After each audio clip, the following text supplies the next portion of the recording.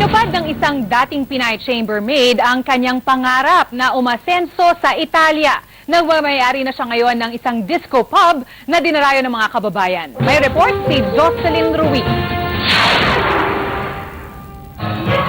High school lang ang tinapos ni Evelyn Angeles Labagnoy na tubong Cavite. Sa Pilipinas pa lang, hilig na talaga niyang magnegosyo.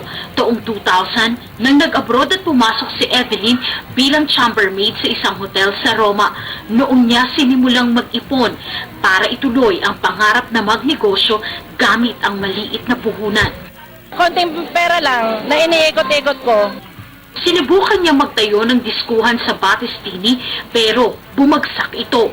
Dahil determinado, bumangon at nagtayong muli ng disco pub bar sa Via Montebello. Hindi nag-click.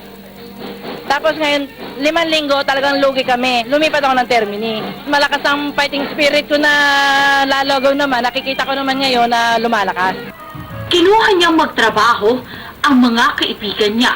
Dahil bukod sa mapagkakatiwalaan, tumutulong din sila na pagandahin ang disco bar na dinarayo na ng kapwa OFW at maging ng ibang lahi. Sana itong naisipan naming pa-disco with live band, ito na yung hinihintay nilang pampatanggal ng stress kahit papaano. Lalo na ngayon, summer. Kasi para may pabagi ko sa mga kasama natin Pilipino rito, yung mga tinitimpla ko sa barko sa international. Kaya naman pumapatok na ang kanyang negosyo sa marami. Relaxation, once a week. Para naman ma-enjoy naman ang buhay. Masaya talaga. Sa wakas, nakuha ko na rin sa matagal kong nahanap gustong sayawan. Umaasa naman si Evelyn na patuloy na susuportahan ng kababayan ang negosyo niyang may layuning magbigay ng saya at makipagsabayan sa larangan ng negosyo dito sa Italia.